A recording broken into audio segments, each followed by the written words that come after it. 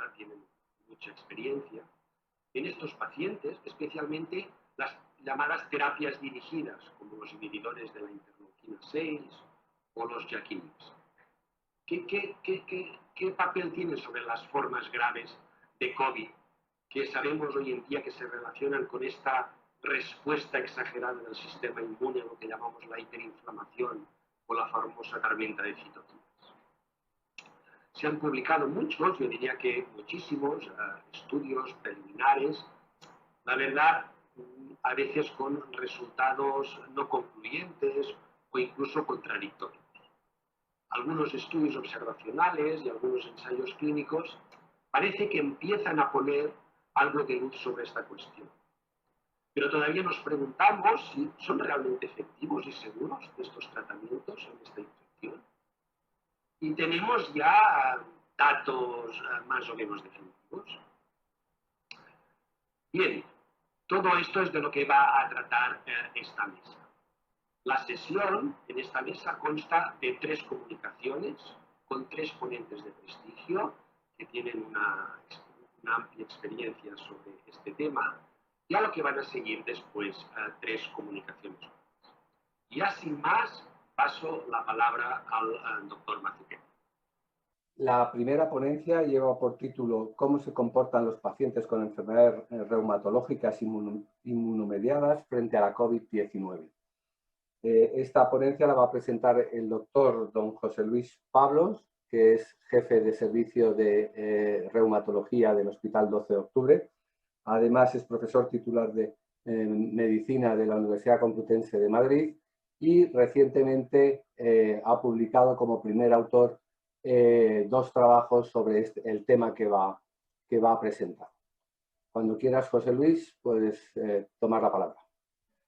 Buenos días. En primer lugar, quiero felicitar a la organización por este congreso multidisciplinar, que es una iniciativa de un tamaño que no es habitual, en el que participamos todas las especialidades.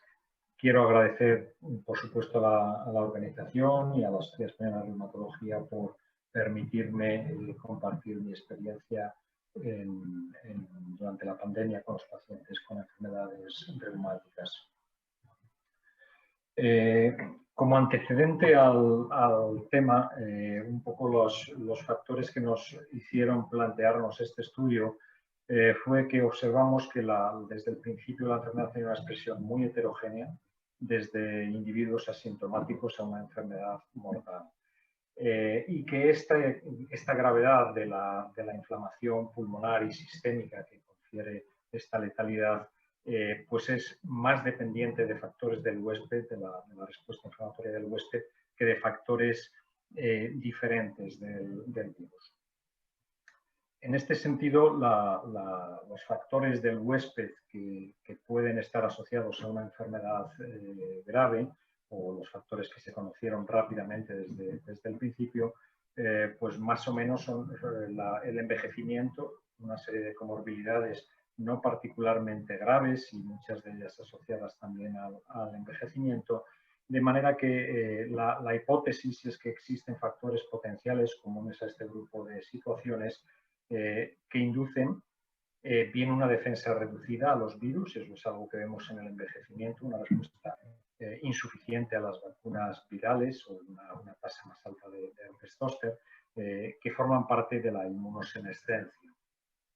Y por otra parte, algunas de estas situaciones, claramente el envejecimiento, tienen una respuesta inflamatoria aumentada, sus TLRs responden más al LPS, producen más citoquinas, y esto se ha venido a denominar inflammaging, este bajo grado de inflamación o esta predisposición a la respuesta inflamatoria asociada a la edad. Pero todavía falta mucho camino y en este contexto nos planteamos que las enfermedades reumáticas podrían ayudar a explicar algunas cosas. Esto es otro de los factores conocidos, los factores genéticos del huésped que confieren gravedad respiratoria a la enfermedad. Este es un gran estudio español e italiano de genoma completo y curiosamente los 2 puntos que confieren, cuya variación genética confiere gravedad, pues se asocian el grupo sanguíneo en el cromosoma 10, que ha tenido mucha difusión en prensa, pues más que el grupo sanguíneo, lo que existe en esa zona es un gen importante que regula la capacidad de producir interleuquina 6. Y el otro punto, en el cromosoma 3, pues lo que regula es un clúster de quimioquinas, de receptores de quimioquinas que tienen muchas cosas que ver con la respuesta inflamatoria. Por lo tanto, nos planteamos ver cómo impactaba el COVID o qué expresión tenía el COVID en las enfermedades reumáticas inmunomediadas, en las artritis o enfermedades autoinmunes, pacientes que, por otra parte, reciben terapias inmunosupresoras con frecuencia. Y esto fue así porque, en primer lugar, las recomendaciones para nuestros pacientes no estaban basadas en la evidencia, no estaban basadas en la evidencia cuando nos planteamos esto acerca de la protección que debemos hacer en estos pacientes o el manejo que debemos hacer de la COVID en pacientes con este grupo de enfermedades. Otra de las cuestiones que estaban encima de la mesa es si las terapias inmunosupresoras que se han planteado como terapias para la COVID tenían efectos protectores o deleterios en estos pacientes. En general, estas terapias aumentan el riesgo de infección en nuestros pacientes. Estos pacientes además asocian comorbilidades de riesgo como las cardiovasculares, de las que, como he mencionado, ya se conoce su riesgo de severidad, y comparten con el envejecimiento dos factores de gravedad. Uno es la defensa reducida por distintas razones y la otra es la respuesta inflamatoria aumentada. En ese sentido, compartirían con el envejecimiento este mecanismo. Bueno, para estudiar la prevalencia del COVID en nuestros pacientes, aprovechamos una colaboración ya establecida, que es la Red de Inflamación y Enfermedades Reumáticas, financiada desde hace muchos años por el Instituto Carlos III, en la que participamos 15 grupos, de ellos al menos 12 grupos hospitalarios. Nos pusimos de acuerdo para, de esta manera, identificar la prevalencia de la COVID-19 en 7 hospitales españoles de 4 comunidades autónomas, de esta manera. Accedimos a los registros centrales de PCR de nuestros hospitales, de estos 7 hospitales, e identificamos cuántos casos había en la población de referencia. La que corresponde a estos hospitales es casi 3 millones de población, y la que corresponde a nuestros pacientes que teníamos registrados en bases de datos de seguimiento, registros de farmacia, en fin, distintos listados con un denominador definido. De esta manera, identificamos una prevalencia del 0,58% en la de PCR positiva en la población general y 0,76% en nuestros pacientes. Encontramos 200 pacientes con PCR positiva. Por lo tanto, el riesgo era 1,32, un riesgo significativamente elevado en pacientes con enfermedades reumáticas e inflamatorias. Hay que tener en cuenta lo que significaba la PCR en el momento que se hizo un estudio, que fue a finales de abril. Solo se hacía PCR a pacientes con cierta severidad, es decir, pacientes que iban a los hospitales, o bien a urgencias, o bien pacientes hospitalizados con situaciones más graves. Por lo tanto, esta prevalencia refleja este tipo de casos hospitalarios, no refleja la prevalencia en la comunidad, donde hay casos más leves o otro tipo de situaciones que no podíamos controlar su número como para dar una cifra definida. Cuando miramos los datos de prevalencia en las poblaciones de referencia de los 7 hospitales participantes, pues vemos que más o menos corresponden con las tasas de seroprevalencia que se dieron después en el gran estudio de seroprevalencia del Instituto Carlos III. Más o menos en Madrid, en los 3 hospitales de Madrid, había un 1% de prevalencia de PCR en estas poblaciones, y la seroprevalencia es del 11%. Es decir, todas tienen una ratio más o menos de 1,10, el número de PCRs con el número de casos con serología IgG positiva. Cuando desglosamos la prevalencia en las diferentes enfermedades reumáticas, esta sería la global, 1,3, respecto a la de referencia, vemos que en general en las artritis crónicas, artritis reumatoide, espondiloartritis, no está particularmente aumentada, con una excepción que es la espondilitis anquilosante. Y cuando miramos los grupos por terapia, vemos que la tasa en los pacientes con DIMAR convencionales no está elevada. Sí está elevada, en cambio, comparada con los grupos de artritis en los pacientes que tomaban agentes biológicos o JAK inhibitors. En cambio, en todas las enfermedades autoinmunes, con la notable excepción del lupus, donde tiene una prevalencia similar a la de la población general, está 2 a 3 veces aumentada en todos los grupos de enfermedades autoinmunes o inmunomediadas. Lupus, Sjögren, esclerodermia, vasculitis, etc. Una de las limitaciones de este trabajo es que no pudimos hacer un ajuste porque ese dato no estaba en todas las bases de datos por edad y sexo. Por lo tanto, puede haber sesgos importantes en la prevalencia por la edad y sexo. Para ver cómo podía ocurrir este sesgo, lo que identificamos fue la edad media de los casos en la población de referencia y en los pacientes con enfermedades reumáticas. Estas son las ratios en las diferentes enfermedades. Aquí vemos el lupus, por ejemplo, las artritis. Aquí vemos el aumento en pacientes en terapias y aquí en las otras enfermedades autoinmunes. En algunos grupos parece que la edad y el sexo podrían estar modificando esta incidencia. Por ejemplo, en la polimialgia reumática arteritis, cuya edad era 84 años comparada con la edad de referencia. Sin embargo, si nos fijamos en las artritis crónicas o en otras poblaciones, no existe una explicación razonable considerando la diferencia de edad entre la edad de referencia y la edad de los pacientes. Por ejemplo, las artritis o las artritis con DIMAR convencionales tienen una edad y un sexo, digamos, desfavorable comparado con la edad y el sexo, más mujeres y más baja, de los pacientes con terapias biológicas o JAK inhibitors. Por lo tanto, es posible que esto influya, pero existen otros factores dependientes de las enfermedades que influyen. Por lo tanto, la conclusión de este trabajo, que está publicado en Annals of Rheumatic Diseases, es que en pacientes con enfermedades reumáticas, la edad, el uso de estos fármacos biológicos o JAK inhibitors y sobre todo el grupo de pacientes con enfermedades autoinmunes, excepto la artritis o el lupus, contribuyen a una alta prevalencia de casos hospitalarios como los hemos definido, con PCR positiva en el hospital.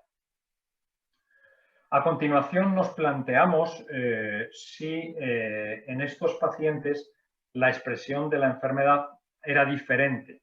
Y revisando la literatura, bueno, pues existen algunos trabajos con números muy pequeños de pacientes de casos controles, un estudio en Boston, otro en Italia, como vemos con números muy pequeños de casos controles en los que no se ven diferencias o en este caso sí se ve diferencia en la tasa de ingresos en UCI de los pacientes reumáticos comparados con los controles. También existen numerosas series de casos o el gran registro mundial que se ha creado con pacientes con enfermedades reumáticas donde, digamos, no se comparan con controles, pero dentro del grupo de enfermedades reumáticas parece que la edad, los esteroides y las comorbilidades, pero no los fármacos, confieren mayor severidad a la enfermedad.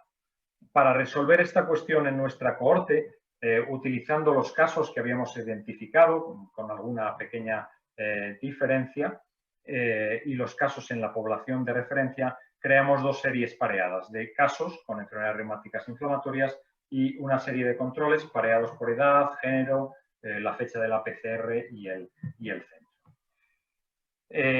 Algunas observaciones sobre las dos cohortes. Una de las diferencias que ya vimos desde el inicio es que, como mencioné al principio, los pacientes con enfermedad reumática tienen una significativamente elevada mayor prevalencia de enfermedad cardiovascular y de obesidad, que ya son dos factores que confieren severidad en esta situación.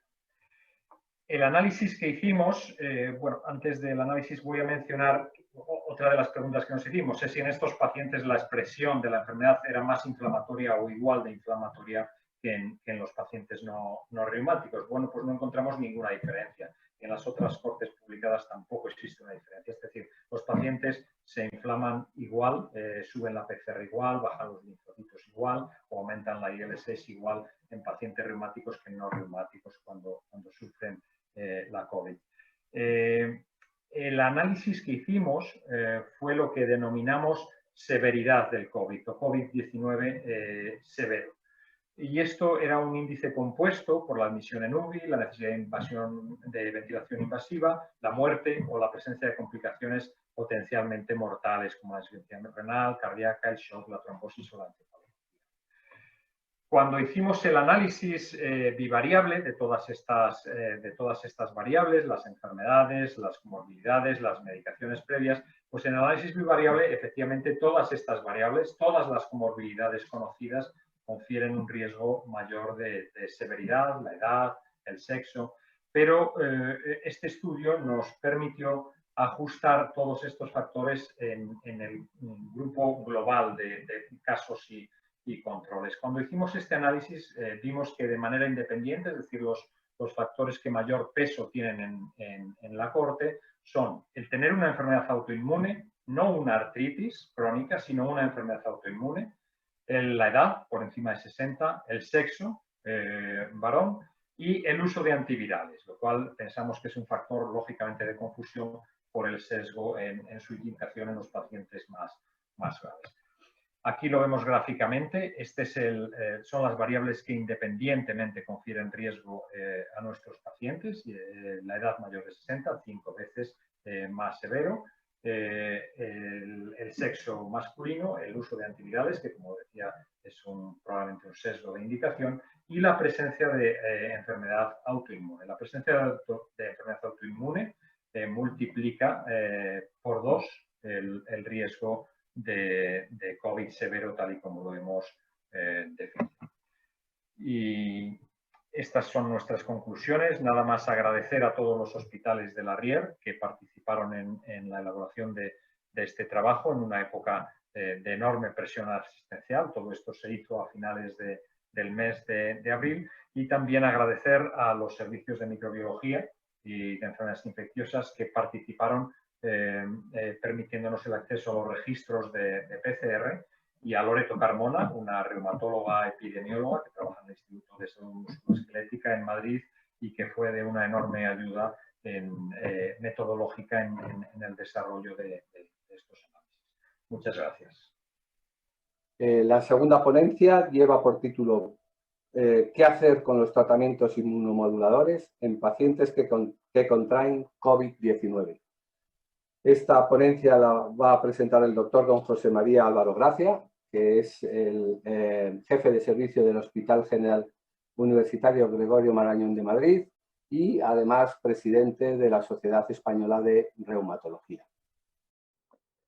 Muchas gracias. Me gustaría empezar agradeciendo a los organizadores por esta idea, que yo creo que realmente es una magnífica oportunidad para abordar la problemática de la COVID-19 desde el punto de vista de los diferentes especialistas y del diferente impacto que tiene en diferentes profesionales que practicamos la medicina y que de una forma u otra siempre nos hemos visto muy directamente implicados en el manejo o en las consecuencias de la COVID-19. También me gustaría agradecer la invitación para participar en este congreso. El objetivo de mi presentación va a ser el de analizar qué hacemos con los tratamientos inmunomoduladores en pacientes con enfermedades reumáticas inflamatorias que contraen COVID-19.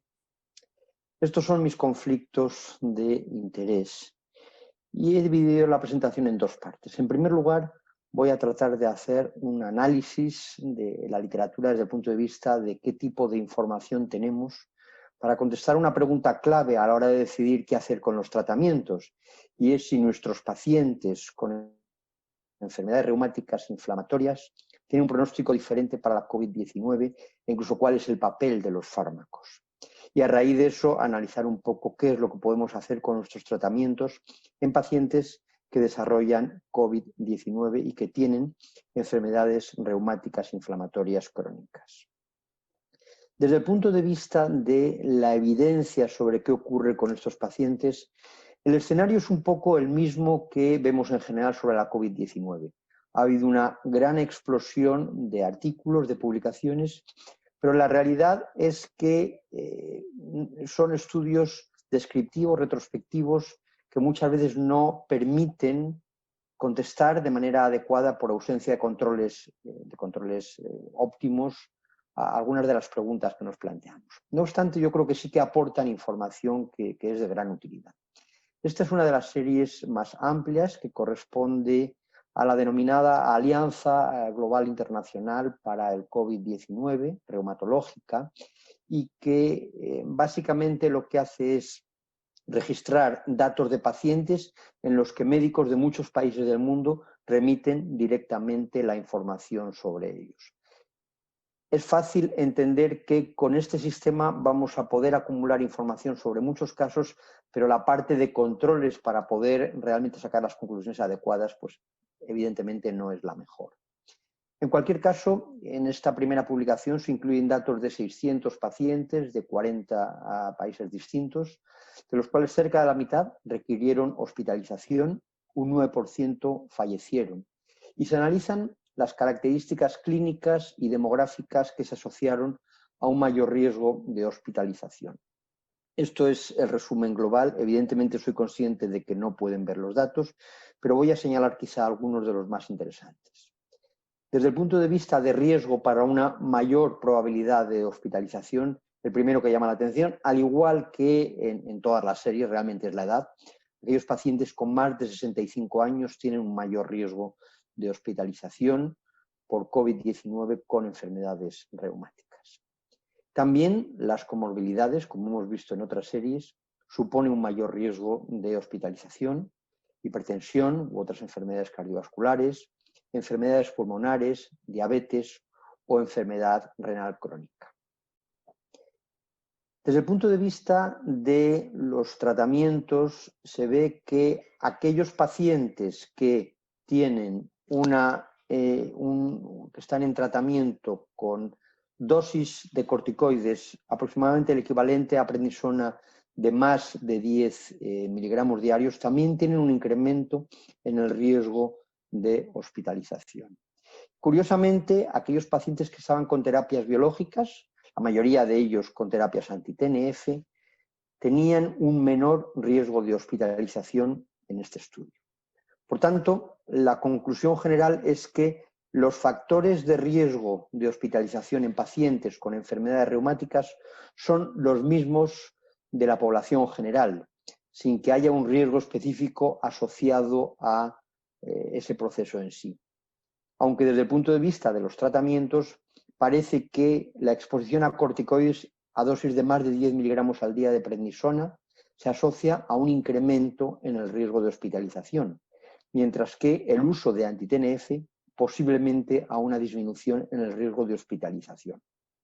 Por supuesto que estos datos tenemos que un poco recibirlos con esa relatividad de que no sabemos hasta qué punto el factor de riesgo, en este caso es el tratamiento, como por ejemplo los corticoides, o es que los corticoides se utilizan en perfiles de pacientes más graves o con mayor riesgo de desarrollar, de hospitalización o desarrollar COVID-19 más severo. Estos son datos nuestros que corresponden al registro español Biobadaser, en el que analizamos los primeros pacientes que estaban en terapias biológicas o terapias dirigidas con enfermedades inflamatorias reumáticas crónicas que desarrollaron COVID-19. Es una serie de 41 pacientes, de los cuales aproximadamente la mitad tenían artritis reumatoide, algo más de la cuarta parte espondiloartritis y algo menos de la cuarta parte otras enfermedades reumáticas, fundamentalmente enfermedades autoinmunes sistémicas como lupus o vasculitis. Vemos que las características generales de edad, la población, pues son parecidas a las que vemos globalmente en estas poblaciones de pacientes. Un dato importante, como se ha visto en otros estudios, es que muchos de estos pacientes tenían comorbilidades significativas. De hecho, tenían un índice medio de Charson de 2,6, un porcentaje importante de ellos. De hecho, la media de índice de masa corporal era elevada y alrededor de más de un 35%, 36% tenían hipertensión de manera concomitante. Desde el punto de vista de la evolución, el 85% de los pacientes se recuperaron sin secuelas. Vemos que un 7% fallecieron. Un alto porcentaje de hospitalización, el 70% de estos pacientes requirieron hospitalización. Si bien tenemos que tener en cuenta que en esa época muchas veces el diagnóstico se hacía en pacientes que ya directamente acudían a los hospitales. Y un 14% de ellos requirieron ingreso en unidades de cuidados intensivos. Desde el punto de vista de las terapias que recibían, alrededor de algo más de un 40% estaban con tratamientos anti-TNF, 12% inhibidores de interleuquina 6, 12% inhibidores de interleuquina 17, en este caso la mayoría de ellos evidentemente con espondiloartritis, o un 17% con inhibidores de JAK. El número no es suficiente para hacer un análisis de hasta qué punto estos fármacos se asocian a un diferente riesgo de hospitalización. Por tanto, un poco el mensaje final es que estos hallazgos, y con las limitaciones que evidentemente tienen, que ya he mencionado previamente, apuntan en la dirección de que el curso de la COVID-19 y la mortalidad en pacientes con enfermedades reumáticas crónicas que reciben tratamiento con terapias biológicas es similar al de la población general. Estos son datos de un estudio realizado en Estados Unidos, un poco parecidos, son datos de Nueva York, publicado en New England, en el que se analizan también los factores de riesgo de hospitalización en pacientes con enfermedades reumáticas, y vemos que de nuevo las terapias biológicas no se asocian a un riesgo distinto, tras que curiosamente algunos fármacos sí que se asocian a una mayor probabilidad de hospitalización, como el uso de hidroxicloroquina, un odds ratio ajustado de 1,3, el metotrexate o la utilización de prednisona. Este es otro estudio en el que se realiza una encuesta a pacientes con espondiloartritis. Se identifican de 3.000 pacientes aproximadamente, cerca de 40 casos con COVID-19, y se ve el riesgo de desarrollar en función de los tratamientos que estaban recibiendo. Y sí que llama la atención, aunque de nuevo son datos que marcan tendencias nada más, en este caso sí que llama la atención que ellos no encuentran un aumento de riesgo, sino incluso un posible menor riesgo en aquellos pacientes que estaban en tratamiento con corticoides. El mensaje es que un poco la tendencia que se observa, y se habla de tendencia, evidentemente no de datos significativos, hacia un menor riesgo de infección en pacientes que están con anti-TNF o con antimetabolitos, pues aporta tranquilidad para los pacientes y para los cuidadores desde el punto de vista de la seguridad de diferentes tipos de fármacos que utilizamos frecuentemente en pacientes con este tipo de enfermedades. De manera interesante, en este estudio se les preguntó qué hicieron durante la época del COVID-19 con los tratamientos. Y no se refiere a los que desarrollaron la enfermedad, sino a los pacientes en general. Vemos cómo la mayoría de ellos, alrededor de un 84%, mantuvieron sin cambios el tratamiento que estaban recibiendo. Por tanto, estos son los datos que tenemos, un resumen de los datos, evidentemente hay muchos más, pero bueno, de alguna forma nos da una idea de qué ocurre desde el punto de vista de nuestros pacientes. En base a eso tenemos que contestar a la pregunta de qué hacer con nuestros tratamientos en pacientes con enfermedades reumáticas crónicas inflamatorias en tiempos de la COVID-19. Y para contestar a ello, desde la Sociedad Española de Reumatología hemos desarrollado un documento de posicionamiento sobre esta situación. Estos son los que hemos participado, la relación de autores y de reumatólogos que hemos participado, y no solamente reumatólogos. Y un poco voy a presentar el resumen de los datos más significativos. En primer lugar, establecimos una serie de recomendaciones generales sobre la seguridad de los profesionales sanitarios, de los pacientes, tanto en consultas como en hospitalización, como en hospitales de día, y también cuando se realizaban procedimientos y técnicas diagnósticas o terapéuticas. Estas recomendaciones son pues, bastante parecidas a las recomendaciones dadas en general por otras sociedades científicas y también por las autoridades sanitarias, por lo que bueno, no voy a hacer un especial énfasis en ninguna de ellas.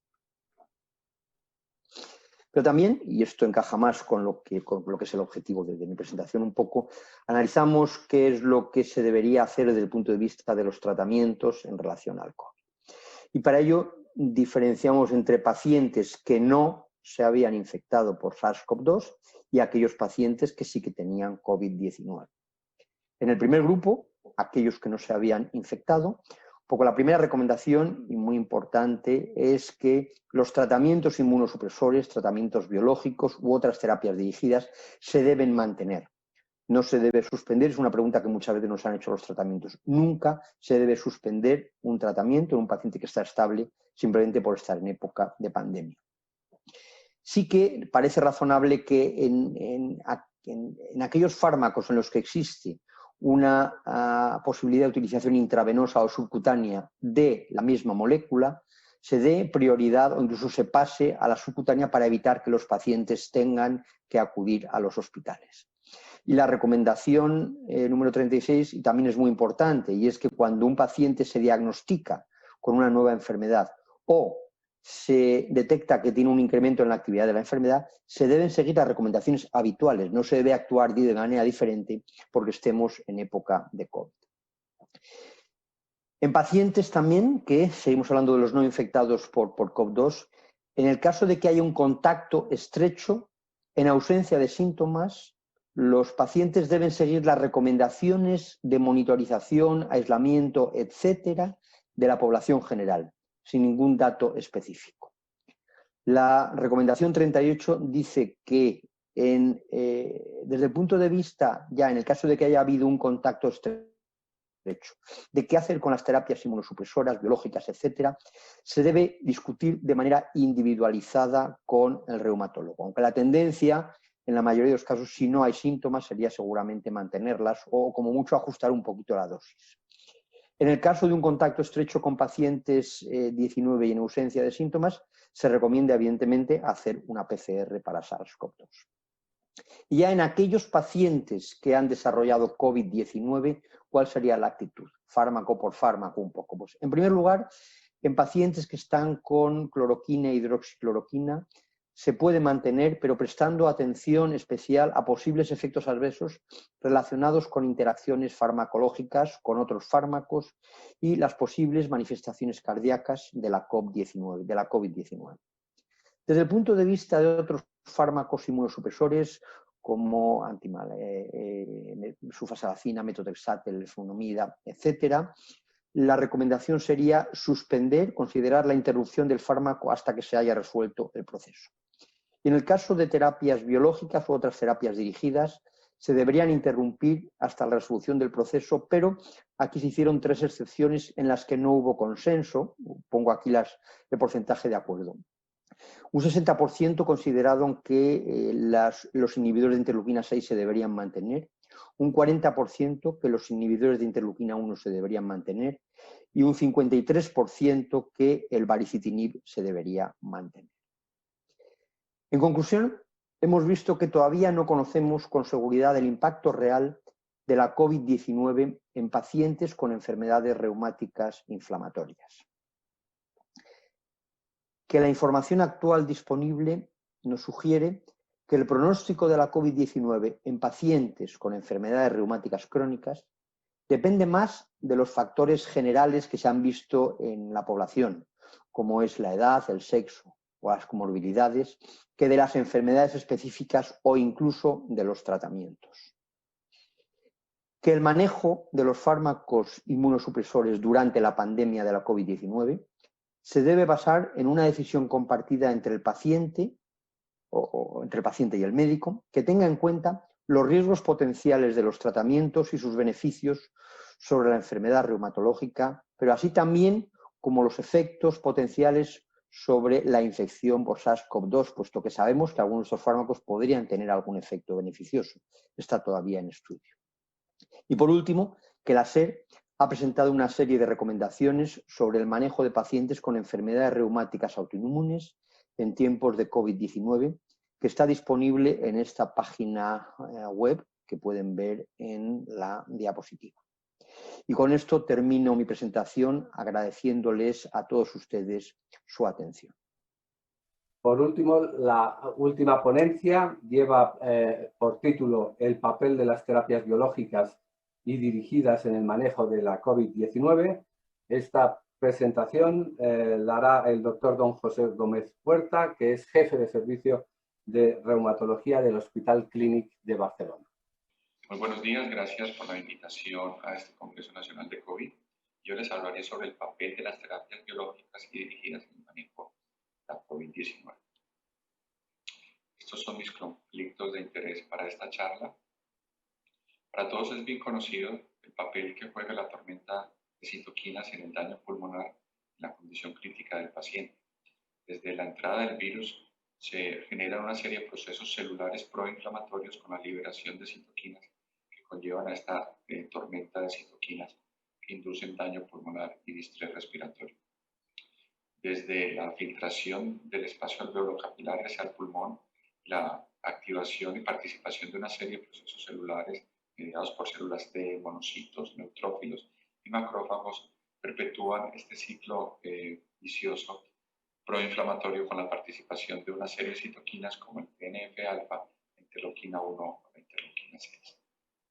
No quiero extenderme mucho en este tema porque el doctor Pera Barba tiene una charla dedicada a esto, pero sí tiene sentido que diversas dianas vayan enfocadas en el bloqueo ya sea de la señalización intracelular, como podría ser los JAK-inhibs, o el bloqueo directo de una serie de citoquinas proinflamatorias como la interleuquina 1 o la interleuquina 6 para el manejo de esta tormenta de citoquinas.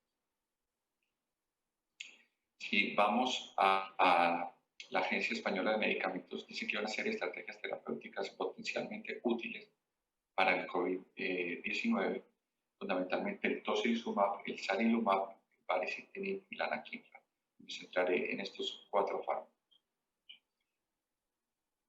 La llegada de las terapias biológicas y dirigidas ha cambiado nuestra especialidad de reumatología durante los últimos 20 años. He resumido aquí las que utilizamos más frecuentemente para el COVID. El tocilizumab tiene indicación para la artritis reumatoide tanto en monoterapia como en terapia combinada, pero también más recientemente tiene indicación para la artritis de células gigantes, la artritis pseudoplática juvenil, como sabéis, tiene indicación para la respuesta sistémica generada a la terapia CAR. Pero también lo utilizamos en una serie de situaciones clínicas como la amiloidosis secundaria, la enfermedad de Still del adulto o complicaciones oculares como la uveitis o la queratitis. El sarilumab es otro inhibidor de interleuquina 6 que ha sido recientemente aprobado para la artritis reumatoide en monoterapia o en terapia combinada y podría también ser útil en la artritis de células gigantes. La anakinra fue un fármaco ya hace más de 20 años aprobado para la artritis reumatoide que, si bien ha entrado en desuso en esta indicación, sí que es útil en una serie de procesos autoinflamatorios, tanto en niños como en adultos, y podría ser útil en casos de gota refractaria. Finalmente, el baricitinib, que es este JAK-inhib, es útil o tiene indicación para la artritis reumatoide tanto en monoterapia como en terapia combinada. Y hay algunos datos que sugieren que podrían ser útiles en formas articulares y cutáneas del lupus eritematoso. Como os he dicho, tenemos 3 dianas terapéuticas: inhibidores de interleuquina 6, inhibidores de interleuquina 1 e inhibidores del JAK-inhib, fundamentalmente en reumatología el baricitinib, que es un inhibidor selectivo del JAK1 y JAK2, pero también los colegas de hematología tienen el ruxolitinib, que es un inhibidor selectivo del JAK1 y JAK2, y está aprobado para la mielofibrosis, la policitemia vera y el rechazo agudo del injerto, pero están fuera, digamos, del tema de esta charla. Haciendo una revisión de la literatura extensa, he encontrado que mayoritariamente encontramos citas para el uso del tocilizumab en el COVID, con una serie importante de ensayos clínicos en marcha, de los cuales muchos hay centros de España activos. De forma más reducida para el sarilumab, el anakinra y el baricitinib, y ya de forma más anecdótica algunos estudios en marcha con el ciltuximab. Como os he dicho, me centraré en estas 4 dianas terapéuticas que utilizamos en reumatología. Comencemos con el tocilizumab. Este es un estudio italiano multicéntrico, retrospectivo, observacional, que es el TCO Study, donde evalúan la utilidad del tocilizumab versus el estándar of care para desenlaces graves como la ventilación mecánica o la muerte. Y miren ustedes que en estas curvas de supervivencia la utilización con tocilizumab mejoró la mortalidad, la necesidad de ventilación mecánica frente al estándar of care, y cuando hacen un análisis de aquellos pacientes que recibían tocilizumab subcutáneo o endovenoso también mostraron beneficio frente al estándar of care. Luego de este análisis crudo hicieron un análisis ajustado por sexo, edad, el centro de proveniencia del paciente, la duración de los síntomas y el score SOFA, y una vez más el tocilizumab demostró reducción en el riesgo de requerir ventilación mecánica y en el riesgo de muerte. Lo que sí reportan es una proporción mayor de infecciones, de nuevas infecciones en los pacientes tratados con tocilizumab frente al estándar of care. Siguiendo con el tocilizumab, esto es un estudio americano donde lo que evalúan es en una serie de pacientes que ingresan en la UCI, aquellos pacientes que reciben tocilizumab, 210 pacientes frente a aquellos pacientes que no lo reciben, y utilizando como desenlace primario la mortalidad hospitalaria. Utilizan una herramienta para ajustar por factores de confusión como confusiones por indicación, como es el propensity score. Miren ustedes aquí en rojo que aquellos pacientes que recibieron tocilizumab tenían casi un 30% menor riesgo de morir que aquellos pacientes que recibían el estándar of care, repito, tras utilizar herramientas de ajuste para estudios observacionales como es este propensity score.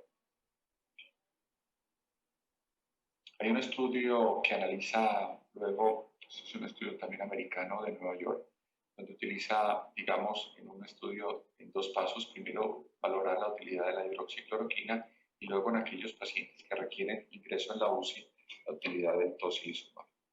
A partir de ahí, primero hacen un análisis crudo de la mortalidad tras el ingreso a la UCI a 30 días. Miren ustedes cómo aquellos pacientes que reciben tocilizumab tenían una mortalidad menor frente a los pacientes que no lo recibieron, y luego una vez más utilizan esta herramienta del propensity score. Nos vienen a decir que aquellos pacientes que requirieron ingreso a la UCI y recibieron tocilizumab tenían un 24% menor probabilidad de muerte a 30 días que aquellos pacientes que no lo recibieron. Ahora comento este estudio español del 12 de octubre, que es un estudio que evalúa la eficacia del tocilizumab en 88 pacientes, utilizando como desenlace ya sea la mejoría clínica, que puede ser alta o disminución en más de 2 de los parámetros clínicos en esta escala ordinal de paciente menos grave, no hospitalizado, a diferentes situaciones clínicas, hasta un paciente más grave o mortalidad. Y miren ustedes que tras 14 días de utilización del tocilizumab, desde el inicio, una proporción significativa de pacientes fueron dados de alta o estaban hospitalizados con unos requerimientos menores de oxígeno comparativamente al ingreso. Y esto también podemos ver en esta curva cómo se muestra que la oxigenación presentó una mejoría progresiva y significativa desde el ingreso al día 10 de la utilización del tocilizumab. Y otro estudio español, ya multicéntrico, con un número mayor de pacientes en total, evalúa como desenlace primario la necesidad de intubación o muerte en pacientes con COVID grave que tenían un estado hiperinflamatorio. También se utiliza la herramienta del propensity score para ajustar por factores de confusión, y se utilizan dos aproximaciones: una evaluación solo de los pacientes que utilizan tocilizumab en monoterapia o aquellos pacientes que recibieron tocilizumab con terapia combinada, ya sean corticoides a dosis altas o intermedias o pulsos de glucocorticoides. Los autores nos vienen a decir que tras hacer un análisis crudo y luego ajustado por una serie de herramientas, los pacientes que reciben tocilizumab tienen una menor necesidad de intubación o de muerte, pero cuando se analizaron la terapia combinada, pues no se alcanzó ese desenlace primario. Como pueden ver aquí, se cruzó el 1. Y ellos analizan que probablemente sea porque se utilizaron diferentes dosis de corticoides y en el momento de utilizar tocilizumab o corticoides no fue homogéneo en este grupo que llaman terapia combinada. Uno de los estudios que estamos esperando que salga publicado es el ensayo Covacta Trial, es un ensayo de Roche, donde recientemente hay una nota de prensa que nos vienen a decir que cuando se analiza un desenlace principal combinado de eficacia en esta escala ordinal de 7 situaciones clínicas, al inicio y a la cuarta semana no se alcanzaron diferencias significativas en aquellos pacientes que utilizaron tocilizumab frente al placebo, tampoco hubo diferencias en la proporción de pacientes que fallecieron, pero sí el tiempo fue más corto en aquellos pacientes que recibieron tocilizumab frente a la rama placebo. No hubo diferencias significativas en cuanto al número de ventilación mecánica. Hay que tener en cuenta que todos estos análisis de desenlaces secundarios pierden peso una vez no se alcance el desenlace principal.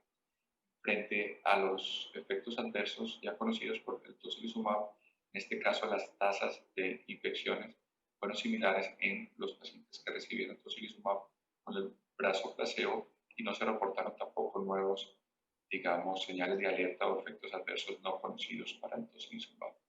Estamos aún pendientes de su publicación del ensayo COBALT.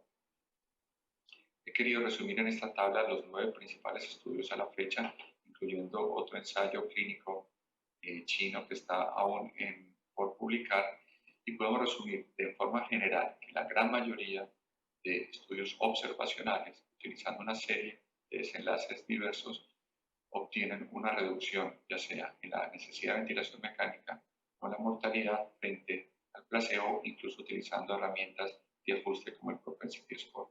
Sin embargo, los 2 ensayos publicados que conocemos a la fecha de hoy no encuentran diferencias significativas frente al placebo o el estándar of care.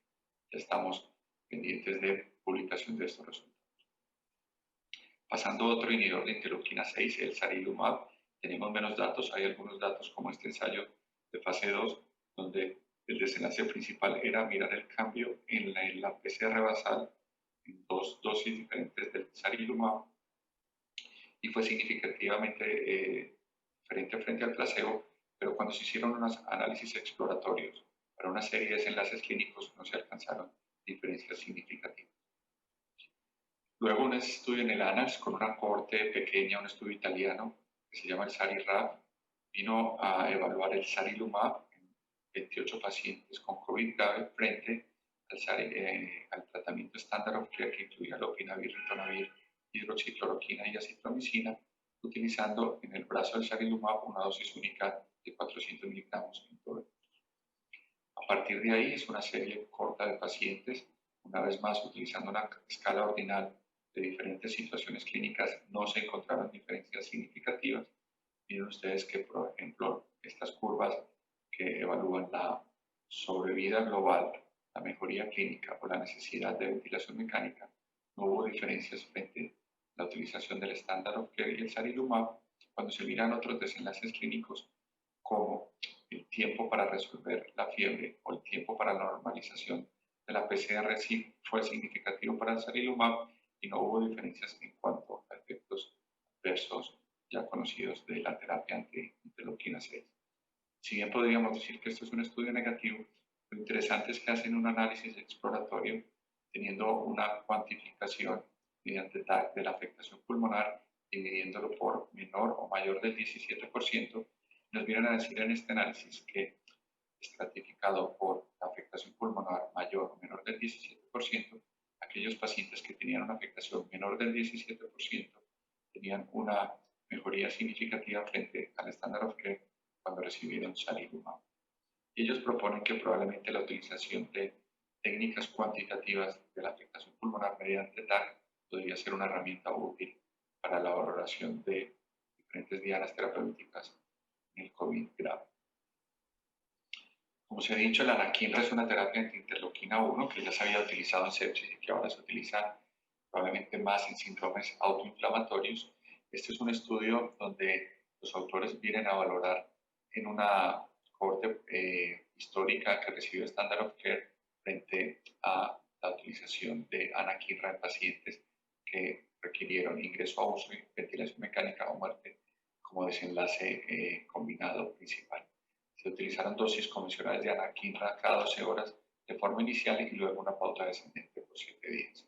Es un estudio pequeño, utiliza 54 pacientes anakinra, 44 lo que llaman el Standard of Care, y podemos ver aquí que cuando se hacen análisis de supervivencia, ya sea para la necesidad de ventilación mecánica o muerte, o desenlaces de forma individual de muerte y necesidad de ventilación mecánica, la utilización de la anakinra fue significativamente mayor y más benéfica o beneficiosa para prevenir la muerte o la necesidad de ventilación mecánica frente al estándar of care.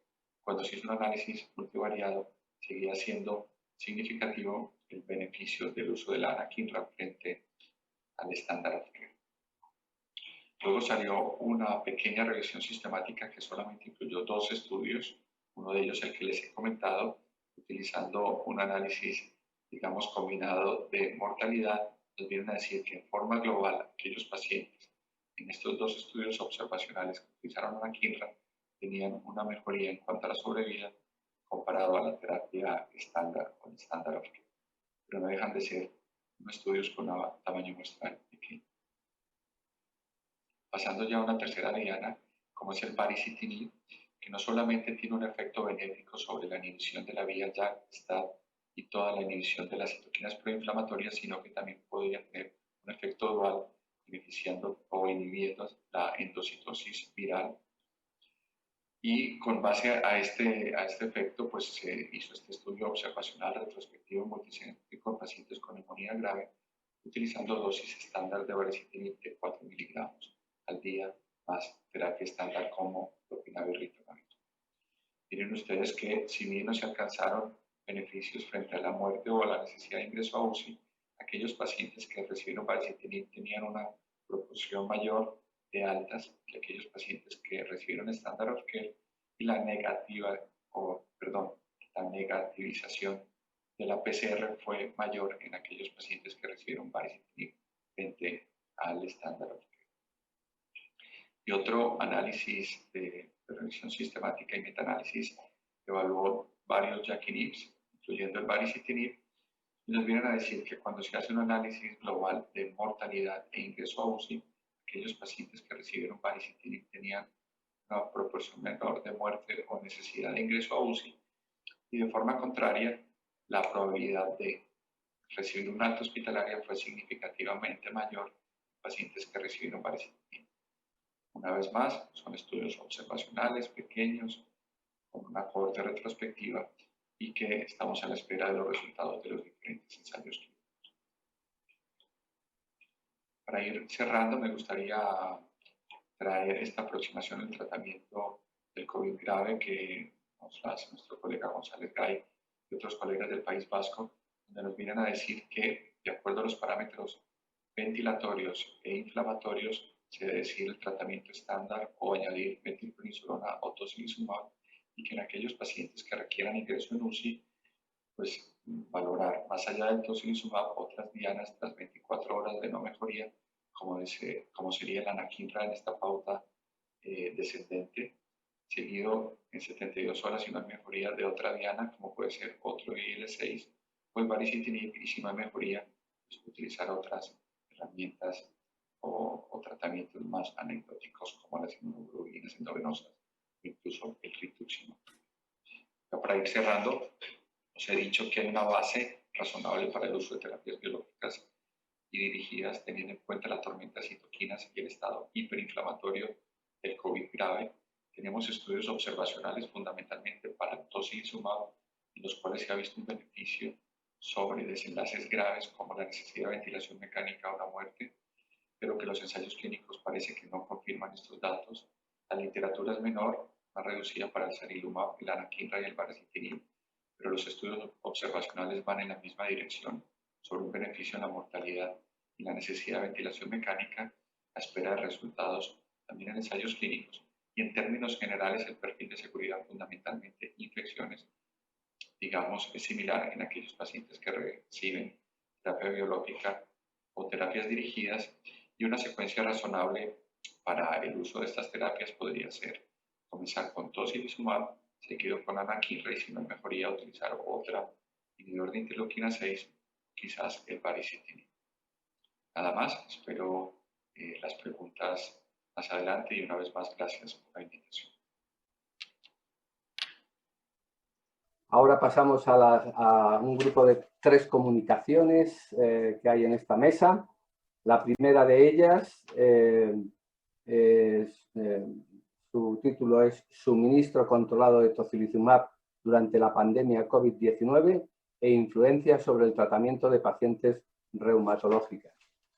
Este trabajo es de farmacia, del Servicio de Farmacia del Hospital 12 de Octubre de Madrid. Cuando quieras. Hola, soy Sara Ortiz del Hospital 12 de Octubre y os voy a contar mi trabajo sobre la influencia del suministro controlado de tocilizumab durante la pandemia COVID-19 sobre el tratamiento de pacientes reumatológicos. El tocilizumab es un inmunosupresor inhibidor de la IL-6 autorizado para el tratamiento de la artritis reumatoide y el síndrome de liberación de citoquinas asociado al tratamiento con las CAR-T. Administrado por vía intravenosa, ha sido empleado fuera de sus indicaciones autorizadas para frenar la fase inflamatoria de la infección por SARS-CoV-2. Para maximizar el stock, la agencia realizó una distribución controlada del mismo a través del portal de medicamentos en situaciones especiales y recomendó el cambio a la presentación subcutánea en todos aquellos pacientes en tratamiento con tocilizumab intravenoso para indicaciones reumáticas. El estudio es un estudio observacional retrospectivo en el que se observaron pacientes en tratamiento con tocilizumab intravenoso en seguimiento por el servicio de reumatología. Se recogieron variables demográficas como el sexo y la edad y también se recogió el motivo de interrupción de la presentación subcutánea. En nuestro hospital había un total de 39 pacientes con la presentación intravenosa, 28 eran pacientes con artritis reumatoide y 11 pacientes con indicaciones fuera de ficha técnica como son la enfermedad de Still, la uveitis o arteritis de células gigantes, entre otros. De esos 28 pacientes con artritis reumatoide, a 18 se les cambió a la presentación subcutánea, 4 fueron cambiados a sarilumab subcutáneo y 6 permanecieron con tocilizumab intravenoso. De esos 22 pacientes a los que se cambió el tratamiento, 9 de ellos tuvieron que volver a la presentación de tocilizumab intravenoso, 4 de ellos por intolerancia, 4 por empeoramiento de la enfermedad y 1 de ellos por preferencias del paciente. De los 11 pacientes en indicaciones fuera de ficha técnica, 5 pacientes fueron cambiados a la presentación subcutánea, mientras que 6 de ellos permanecieron en la presentación intravenosa. De esos 5 pacientes que sufrieron el cambio, 3 de ellos tuvieron que volver también a la presentación intravenosa, 2 de ellos por intolerancia y 1 por preferencia del paciente. Por tanto, un 44% de los pacientes tuvieron que volver a la presentación intravenosa. Las conclusiones serían, por tanto, que casi la mitad de los pacientes cambiados a la presentación subcutánea tuvieron que volver al tratamiento con tocilizumab intravenoso a pesar de su suministro controlado. Y el principal motivo de este cambio fue la intolerancia a la presentación subcutánea, seguido de la ineficacia o las preferencias del paciente. Muchas gracias. La segunda comunicación de esta mesa lleva por título Effects of Tocilizumab on Mortality in Hospitalized Patients with COVID-19, a Multicenter Cohort Study. Este estudio está realizado en el Hospital Universitario Ramón y Cajal, cuando quiera. Buenos días, soy Javier Martínez del Ramón y Cajal y vengo a presentar este trabajo multicéntrico del efecto de tocilizumab sobre mortalidad. Se trata de un trabajo realizado en la cohorte de HM Hospitales en pacientes hospitalizados entre el 31 de enero y 23 de abril. La base consta de 2.047 pacientes, de los cuales hemos excluido a 99 por ser menores de edad o haber fallecido o sido trasladados en las primeras 24 horas, y en el que hemos medido dos desenlaces. Un desenlace primario, que es el tiempo desde el inicio de estudio hasta la muerte del paciente, y un desenlace combinado secundario en el que medimos mortalidad o ingreso en UBI.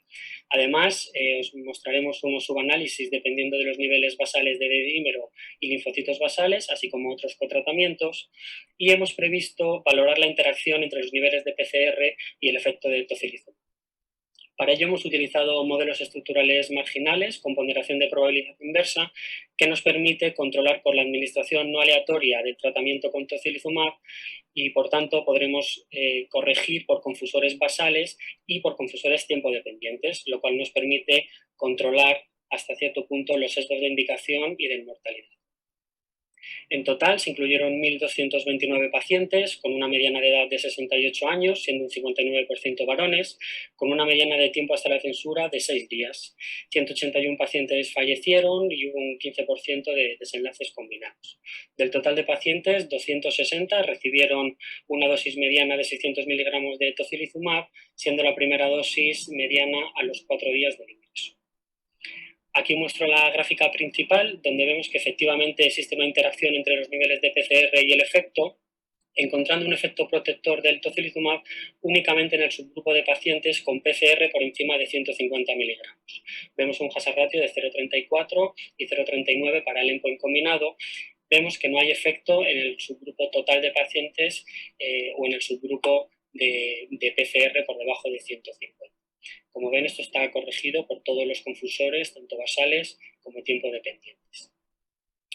Aquí mostramos los subanálisis, donde vemos que este efecto es consistente tanto en pacientes con linfocitos menos de 1000 o de dímero por encima de 1000, se mantiene el efecto protector en los pacientes con PCR por encima de 150 y vemos que todavía sigue sin haber efecto en los pacientes por debajo de 150, independientemente de la linfopenia o la elevación de dímero. En esta tabla vemos que los hazard ratio se mantienen también en los pacientes que han recibido corticoides, hidroxicloroquina, acitromicina o lopinavir, existiendo un efecto similar en los pacientes con inflamación y sin haber efecto en los pacientes por debajo de 150, independientemente del cotratamiento recibido. Por lo tanto, concluimos que encontramos una reducción del 66% en el riesgo de mortalidad en sujetos con niveles basales de PCR por encima de 150 que recibieron tocilizumab.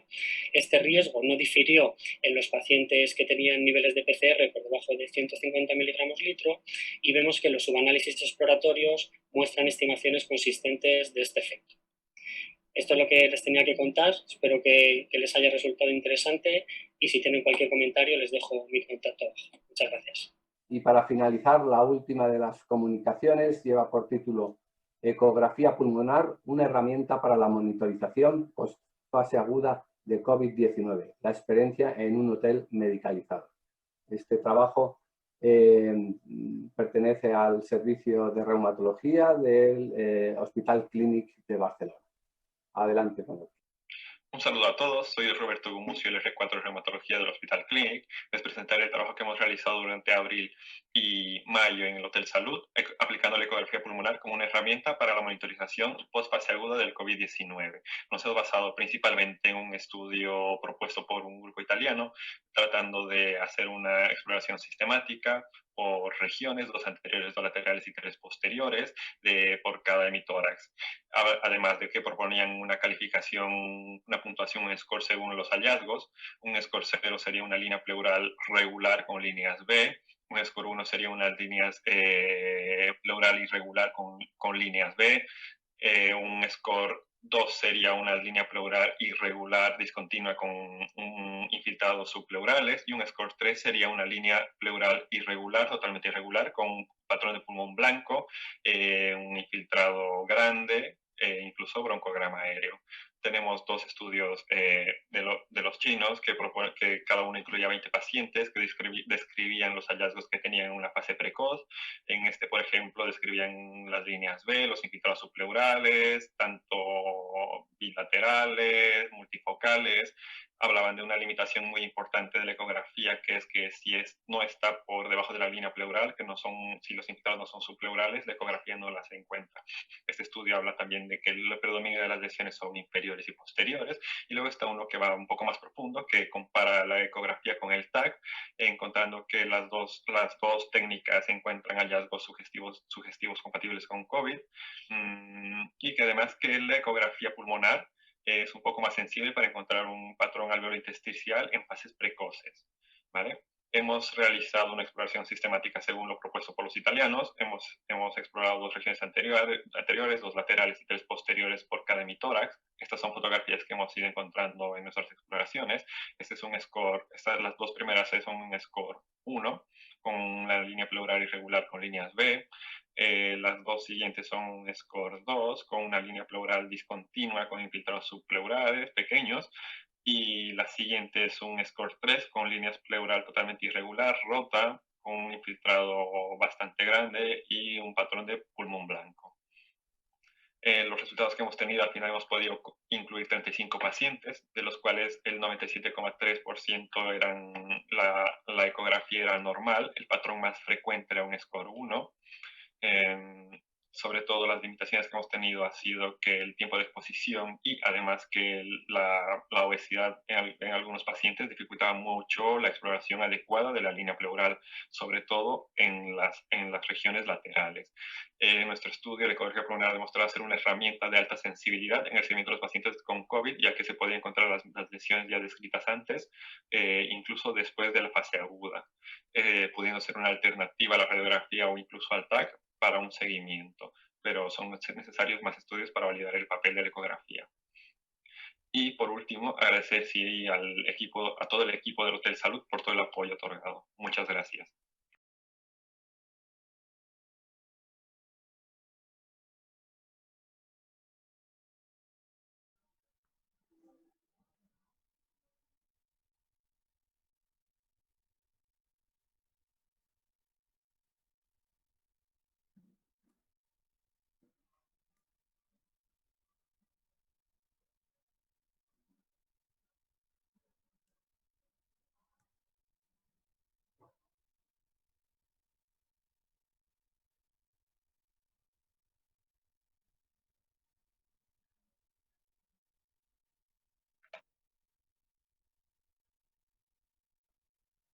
Raimon. ¿Me oye? ¿Sí? ¿Se me oye? Vale, muchas gracias.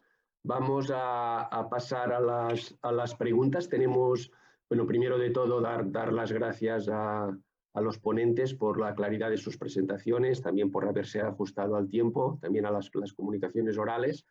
Tenemos ahora, actualmente, yo creo, unos 20 minutos, 22 minutos, porque tenemos que acabar a las 10:30 para dar tiempo a la siguiente mesa, para el coloquio o las preguntas. Vamos a intentar con el moderador. ¿Sí? ¿Sí? ¿Me oye? ¿Sí? ¿Sí? Vale. Muy bien. Pues entonces vamos a... Perdón. Vale. Vamos a pasar las preguntas. No vamos a hacer con el doctor Mazzucchelli. Vamos a alternar las preguntas como moderadores. Yo no he recibido muchas, pensaba la verdad que habría recibido más preguntas, pero bueno, como tenemos relativamente poco tiempo, vamos a empezar. La primera pregunta la haría al doctor José Luis Pablos. Él ha comentado en el estudio tan interesante desde el punto de vista epidemiológico realizado en España que la prevalencia de infección grave o de pacientes hospitalizados con COVID era un poco mayor, incluso estadísticamente significativo, en pacientes que estaban tratados con fármacos biológicos. Otros estudios, sin embargo, como se han presentado aquí, no parece ser que esto sea así o incluso podrían proteger. Ya sé que los diseños de los estudios son diferentes, hay diferentes sesgos, pero sí que me gustaría, doctor José Luis Pablos, si nos pudieras hacer un comentario en este sentido. Sí, efectivamente, nosotros hicimos dos estudios, los dos estudios que he comentado. El primero refleja, la prevalencia refleja el paciente que llega al hospital y se hace una PCR. Eso es lo que llamamos prevalencia y sale positiva, la PCR. Esos pacientes, evidentemente, tienen cierta gravedad, puesto que el 70% de ellos se quedaron en el hospital ingresados de todas las PCRs positivas que se hicieron. En ese grupo, el llegar al hospital, tener una PCR positiva, ocurrió con más frecuencia en los pacientes que estaban con terapia biológica o con terapia dirigida, con JAK-inhibitors básicamente, que en el resto de los grupos de las enfermedades equivalentes, es decir, de artritis reumatoide o de artritis reumatoide en tratamiento con FAME convencionales. Bueno, es una observación y además esta observación en este grupo precisamente no parece sesgada por edad y sexo, porque son datos no ajustados, son datos observados, no datos ajustados por edad y sexo. Entonces, bueno, esa es la observación. La causa de esto no la conocemos. En En el estudio de severidad, que es el segundo, este grupo no tiene un particular riesgo, los que estaban previamente con estos fármacos, de desarrollar una enfermedad más grave, pero sí de llegar más al hospital. Puede ser porque son pacientes más educados en los riesgos, con una sospecha, un índice de riesgo, una percepción del riesgo más elevada, y eso les hace acudir con más frecuencia al hospital. Es decir, la causa de esa observación no la podemos interpretar, pero es una observación que esos pacientes tienen una incidencia de PCR positiva en la época en que la PCR significaba ir al hospital, más elevada que los grupos, por ejemplo, el metotrexato o la leflunomida, que es el grueso de los fármacos convencionales. Muy bien. Bien, hay una pregunta de la audiencia para el doctor José Luis de Pablos. Un poquito viendo pues esa diferencia o ese aumento de prevalencia en determinados grupos de nuestras enfermedades, de enfermedades reumáticas, indicando cuál sería el motivo de ese aumento de incidencia. Plantean la pregunta de si realmente si se podría ser debido a la actividad de la enfermedad, es decir, enfermos más activos pues tuviesen esa mayor incidencia, o realmente asociado directamente a los tratamientos inmunosupresores con los que están estos pacientes. Bueno, en los análisis que hicimos, en el análisis multivariable, lo que llamamos autoinmunes, en realidad algunas no son autoinmunes, son inmunomediadas, es un grupo de pacientes que comparten, bueno, pues una enfermedad sistémica con cierta severidad, desde la vasculitis, sarcoidosis, etcétera. No es un grupo homogéneo, lupus, etcétera. Entonces, en ese grupo, en el grupo global, no se puede asociar el uso de inmunosupresores ni de corticoides, ajustado por todos los demás factores con una mayor severidad del COVID. Es decir, que el único factor que sale en el multivariable es tener una de esas enfermedades. La actividad de las enfermedades no parece un factor, aunque es muy difícil de ajustar por actividad en un grupo tan heterogéneo de enfermedades, es decir, hay muchas enfermedades donde no teníamos datos de actividad, pero algunos datos de actividad se analizaron posteriormente y la mayoría de los pacientes no estaban activos, son pacientes de cohortes en seguimiento ambulatorio, lógicamente. Entonces, no parece, pero no existe un análisis formal de ese punto. Y sí existe un análisis formal de los inmunosupresores o de las terapias biológicas, y ninguno de los dos factores, terapias biológicas lógicamente aplica más a los pacientes con artritis, que tienen una severidad menor, pero en el grupo de enfermedades con conectivopatía, enfermedad autoinmune, donde hemos visto el riesgo más importante, tanto de prevalencia como de severidad, es la enfermedad, no es ningún otro factor la causa del riesgo. Muy bien, bueno, ahora sí que van llegando ya algunas preguntas. Una que no sé si ya se ha contestado previamente, pero en todo caso, no sé, el doctor Pablos o doctor Álvaro Gracia, dice, si un paciente con artritis reumatoide que actualmente no está con ningún tratamiento, ha recibido con anterioridad prednisona, metotrexato, un biológico, ¿qué riesgo tiene frente al COVID-19?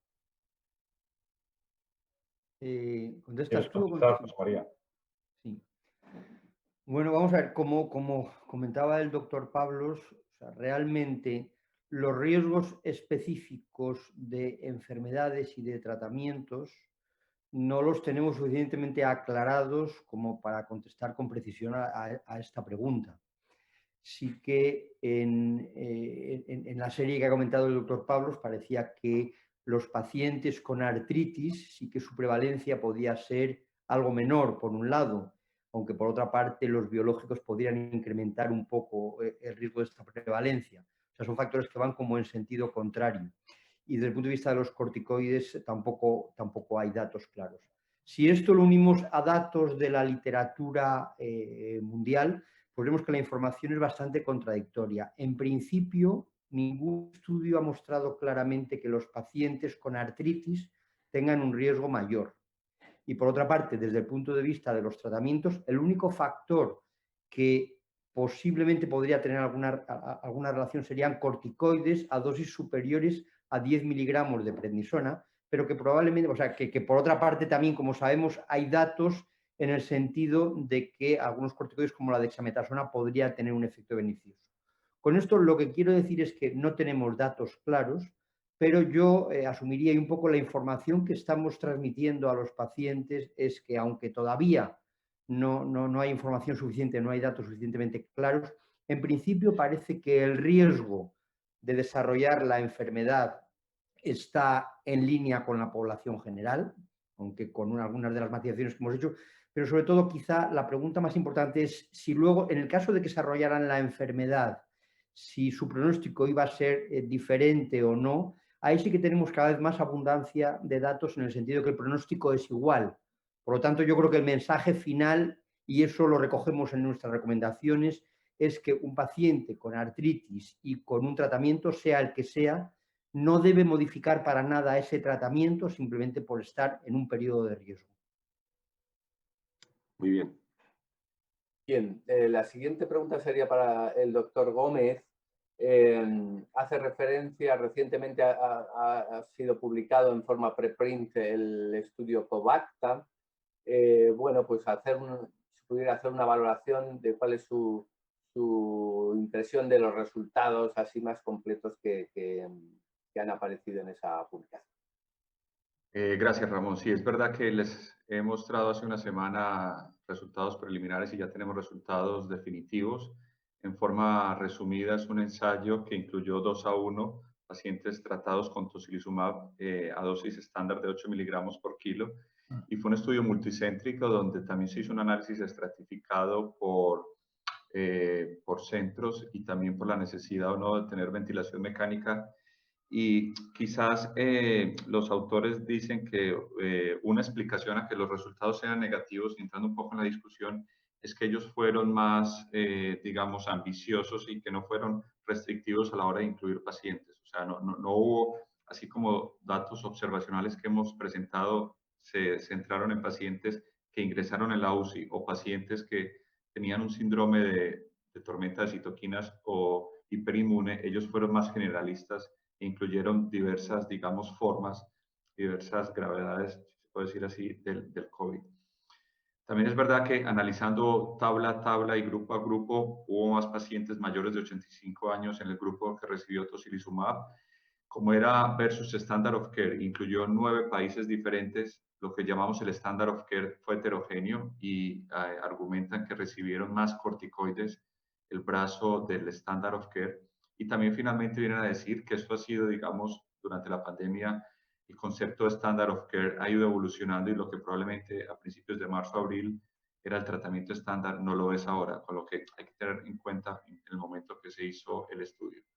Para no ser pesimista, yo diría que si bien el desenlace primario no se alcanzó, cuando miramos otros desenlaces importantes como número de días de UCI, números de días de hospitalización, fueron mejores a aquellos que recibieron tocilizumab y los efectos adversos no fueron diferentes. Incluso las infecciones serias son porcentualmente menor para el brazo del tocilizumab. O sea que yo creo que es un tema de diseño, es un tema de cómo se hizo el estudio, de cómo se hizo el Standard of Care, pero para desenlaces puntuales yo creo que los resultados no son del todo negativos y esperaremos nuevos ensayos. Muy bien. Una pregunta para el doctor José María Álvaro Gracia, de la audiencia. Dice, no me quedó claro de qué hacer en caso de un paciente que haga tratamiento con biológico y que sea contacto estrecho asintomático, por ejemplo, una PCR negativa. El doctor José María ha hablado de individualización. La pregunta concreta es, ¿ha de seguir con el biológico? Bueno, la recomendación, y evidentemente esto fue objeto de discusión, es que hay que diferenciar claramente entre el paciente que tiene COVID, en el que sí que la recomendación en general, como ya hemos visto, es suspender, salvo algunas excepciones, pero en un paciente que tiene simplemente contacto estrecho y que no tiene síntomas de la enfermedad, en lugar, por supuesto, hay que hacer el seguimiento que haya en cada momento. En este momento ese paciente tenía que ser vigilado estrechamente y además tendría que estar confinado, entre comillas, durante cierto tiempo. Pero desde el punto de vista específico de los tratamientos, la recomendación es no modificar nada en ese contexto. Ese paciente sí que tendría que ser vigilado y sí que probablemente en el caso de que desarrollara ya síntomas de la enfermedad es cuando se debería plantear la posibilidad, sobre todo si está con algún tratamiento inmunosupresor, a lo mejor suspenderlo, pero también, por eso hablábamos de individualización. Seguramente la recomendación sería en el caso de que fuera un paciente o bien con muy poquitos, o sea, que si no tuviera síntomas no haríamos nada, si tuviéramos síntomas leves probablemente tampoco haríamos nada, si tuviera síntomas ya más serios es cuando seguramente interrumpiríamos el tratamiento, salvo quizá, y con esta duda que hemos planteado, en pacientes que estén con inhibidores de interleuquina 6, interleuquina 1 o baricitinib.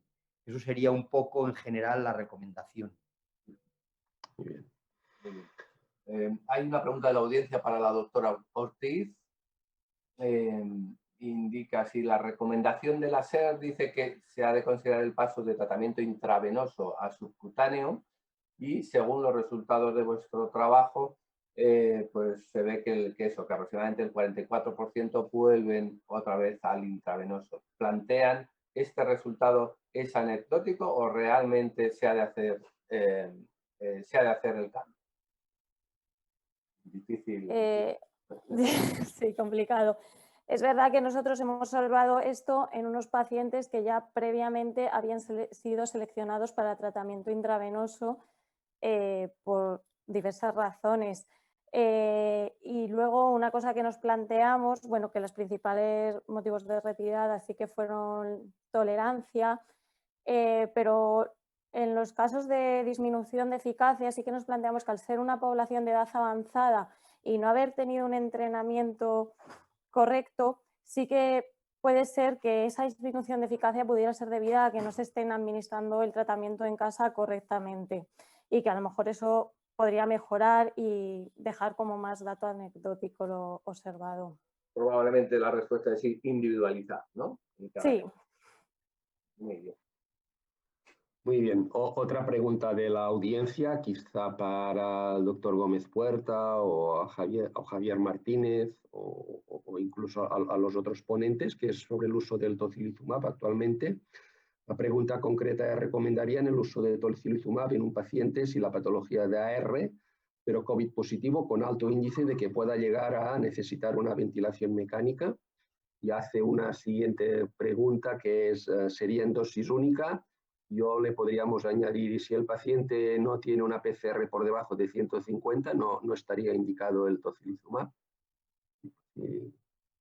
Si queréis intentar responder a la cuestión o matizarla. Javier, Bueno, si quieres. Sí.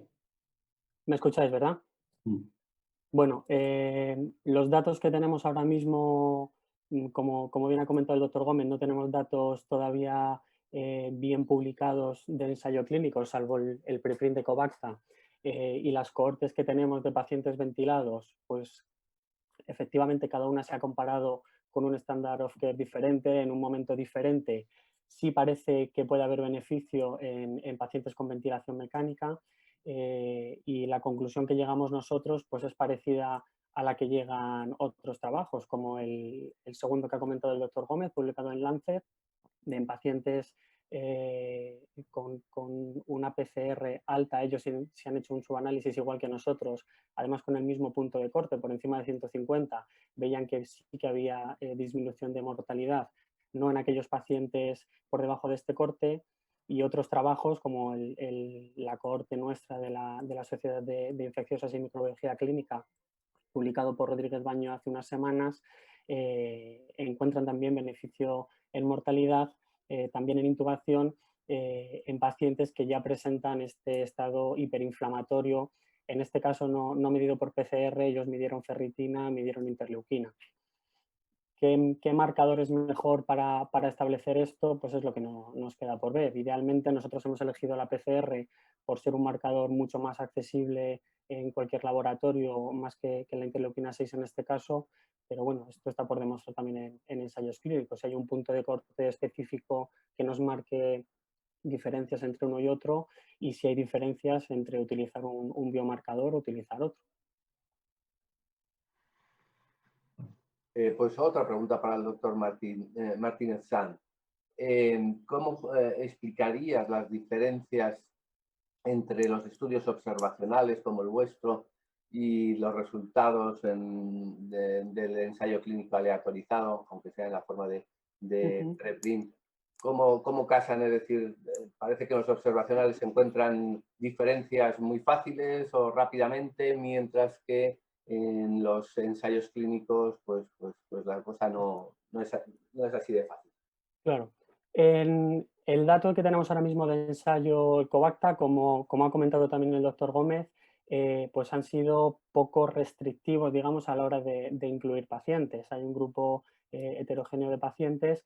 En nuestro caso, como he comentado, el resultado principal del subgrupo principal de análisis, tampoco encontramos diferencias en mortalidad.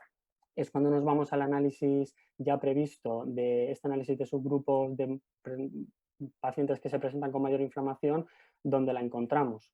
Y luego hay que tener en cuenta, bueno, pues que en todas las cohortes evidentemente llevan sus sesgos que no son fáciles de controlar, pero bueno, los últimos ensayos que tenemos, bien por propensity, bien por Cox tiempo dependiente, en nuestro caso con los modelos marginales estructurales, pues intentamos afinar bastante, yo creo, y bueno, pues queda demostrar en ensayo clínico efectivamente si el tocilizumab no es para todos, sino para un grupo determinado de población.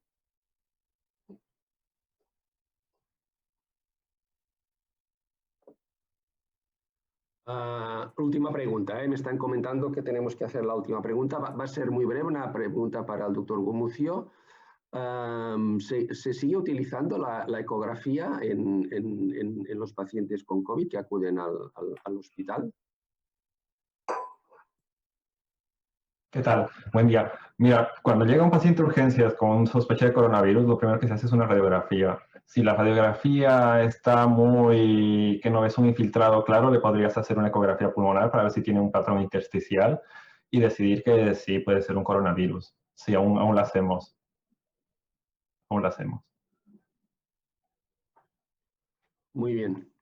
Pues creo que hemos llegado al final de la mesa. Dar las gracias, fuertes agradecimientos a todos los que a todos los ponentes, ponencias, las comunicaciones orales. Yo creo que realmente ha sido muy interesante. Evidentemente sabemos que todavía hay muchas dudas sobre el manejo y el tratamiento de esta infección, pero yo creo que las cosas se van aclarando y esperemos la llegada, todos estamos esperando pues la llegada de la vacuna. Pues en nombre mío y de Ramón, que hemos moderado pues la sesión, daros las gracias y ya vamos a pasar a la siguiente mesa. Muchas gracias a todos. Gracias.